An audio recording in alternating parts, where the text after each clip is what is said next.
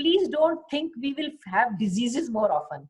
Illness का मतलब क्या हुआ, मुझे जलन हो रही है, मुझे सर दर्द हो रहा है, मेरी मसल्स में दर्द हो रहा है, मुझे थकावट हो रही है, हमें सिम्टम्स हो रहे हैं, बीमारी तक नहीं पहुंच रहे हम अभी, हमें सिम्टम्स शुरू हो रहे हैं। और अगर हमने यहाँ पे स्ट्रेस का इलाज नहीं किया तो बीमारी बनेगी। जो हमें थोड़ी सी आज जलन हो रही है वो कल अल्सर बनेगा। जो हमें आज थोड़ा सा सर दर्द हो रहा है, कहीं कहीं जाके हो सकता है मेरा बीपी हाई हो जाए। अगर मुझे ट्रांजिएंट इस्कीमिक अटैक, मतलब हल्का सा कभी कभी चेस्ट में पेन हो सकता है आगे चल के हार्ट अटैक बन जाए। तो ये स्ट्रेस जो है ना, वार्निंग साइंस बन रहे हैं हमारे लिए। तो अब मैं आपको मोटे तौर पे स्ट्रेस मैनेजमेंट बस एक ही स्लाइड में बता दूं। स्ट्रेस मैनेजमेंट के दो तरीके हैं। एक, आप अपना स्केल मजबूत रखिए। जो ये डेलिकेट ज्वेलर का स्केल है ना, ये बहुत कम चीजें झेल पाएगा। ये जो सबसे भारी स्केल है, आप इसमें 1 क्विंटल भी रख दीजिए तो आराम से हर चीज झेल लेगा। तो हमें अपना स्केल बहुत स्ट्रांग बनाना है through physical wellbeing, mental wellbeing, social wellbeing. एक ही गुर है। दूसरा, हमारे पास वेट्स होने चाहिए। ये जो मैंने दिखाए हैं वेट्स, तो अब क्या हुआ, आपका स्केल जितना भी स्ट्रांग है, कभी ना कभी ऐसा होगा कि वो चरमरा जाएगा, तो बहुत बड़ी आपत्ति आ पड़ेगी। किसी कैसा होता है, सुनामी आती है, कोविड आता है, जब बहुत हैवी स्ट्रेस आता है तब हम क्या करेंगे, हमको अपने वेट्स डेवलप करने हैं। वो वेट्स डेवलप कैसे करने हैं, हमें अपनी कोपिंग एबिलिटीज बढ़ानी है। उसके बारे में मैं दो एक बात बताती हूँ। मेरे बड़े स्कूल के बच्चों के लिए बड़े इजी फॉर्मूला रहते हैं, आपको याद भी रह सकते हैं। फिजिकल वेलबींग का मेरा इजी फॉर्मूला है EEZ। First E is for eating. Eating है बैलेंस डाइट। मैं उसमें डिटेल में नहीं जा रही, कभी बाद में अगर आप लोग चाहेंगे हम एक और कर लेंगे पूरा सेशन फिजिकल या मेंटल वेलबींग पे। आज मोटे तौर पे मैं सिर्फ 3 सूत्र बता रही हूँ हर चीज के। अपना स्केल स्ट्रांग करने के लिए, फिजिकल वेलबींग पे ध्यान देने के लिए, eat balance diet, exercise regularly, okay, and third G G Z Z Z हम लोग बोलते हैं अमेरिका में, स्लीप, स्लीप एडिक्वेटली। इन तीनों के मैं फिर 3 सूत्र बता देती हूँ। ईट बैलेंस्ड में क्या है, कार्बोहाइड्रेट, प्रोटीन, फैट बैलेंस तरीके से हमने खाना, सबको पता है। ताजे फल, ताजी सब्जी, सैलड वगैरह हमने खाना है। सफेद चीजें, चीनी, चाय, चीनी, चावल, राइट, मैदा, इस तरह की चीजें हमने अवॉइड करनी है। अगर हम इस तरह का बैलेंस डाइट खा लें तो हमें स्ट्रेस कैप्सूल और बहुत बहुत सारी बाकी चीजों की तरफ जाने की शायद जरूरत ना पड़े, हम अपना वक्त इसमें बिता लें। Number 2, exercise. एक्सरसाइज में 3 चीजें बहुत जरूरी हैं। नंबर 1, एरोबिक एक्सरसाइज, जिसमें हमारा कार्डियो, जिसको हम कहते हैं, जिसमें हमारा हार्ट रेट बढ़े, हमें पसीना आए, उस लेवल तक हम physical exercise, aerobics, walking, dancing, swimming, जिस भी तरीके की। नंबर 2, सेकेंड एक्सरसाइज का सूत्र है मसल बिल्डिंग। हम सब अब जो आज बैठे हैं, कम से कम इस उम्र में आ चुके हैं कि हमारे को वो शो ऑफ करने वाली बॉडी बिल्डिंग नहीं करनी। अब हमारी मसल मर रही है, हमारा मसल मास कम हो रहा है, हमें अब उतना बनाना है कि वो नॉर्मल कम से कम आ जाए। तो जरूर कोई ना कोई मसल बिल्डिंग एक्सरसाइज हमारे रूटीन में होनी चाहिए। वेट्स है, इलास्टिक बैंड्स है, वो नहीं है, पानी की बोतलें पकड़ लीजिए हाथ में। स्कूल में पीटी करवाते थे, अप डाउन लेफ्ट राइट, बोतलें पकड़ के उतना कर लीजिए, वो भी बहुत अच्छी एक्सरसाइज मसल बिल्डिंग के लिए हो जाती है। और तीसरी सबसे जरूरी, स्ट्रेचिंग। दिन भर हमारी मसल्स टेंस रहती हैं, खास करके माथे की muscles.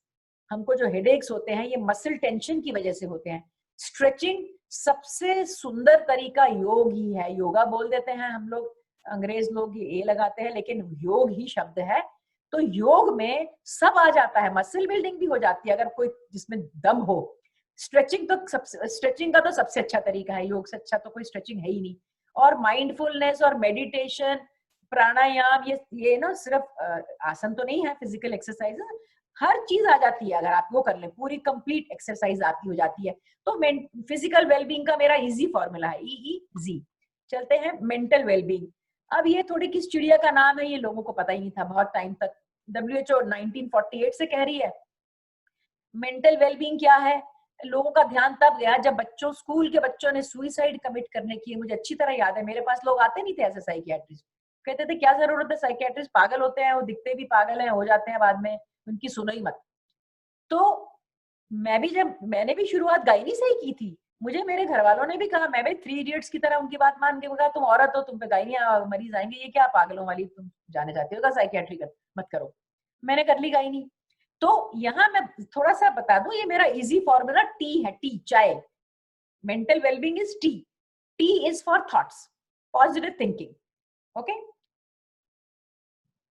E is for positive emotions, जिसको हम इमोशनल इंटेलिजेंस ईक्यू भी कहते हैं। ए इज फॉर एक्शंस। तो हमारा जो माइंड है, जिसको माइंड कहते हैं, उसके दो काम होते हैं, एक थिंकिंग मोटे तौर पे, एक फीलिंग, ठीक है। तो एक हमारे थॉट्स चलते हैं, एक हमारे इमोशंस चलते हैं, पैरेलल चलते हैं बिल्कुल। अगर हम इन दोनों को सही रखेंगे तो हमारे एक्शंस तो कभी कभी गलत होंगे ही नहीं। और यहाँ पे मैं एक और बात कह दूं कि बैलेंस जो आ जाता है, ये मैं दिखा दूं आपको कि जो थॉट्स एंड इमोशंस है ना, ये हमारे रेलवे ट्रैक की तरह होते हैं, ये मिलते नहीं है लेकिन ये पैरेलल चलते हैं। और यहाँ पे एक और मैं मिसकंसेप्शन इवन हमारे डॉक्टर फ्रेंड्स में होती है कि वो कहते हैं स्किज़ोफ्रेनिया का मतलब है split of personality. Schizophrenia is a split of thoughts and emotions.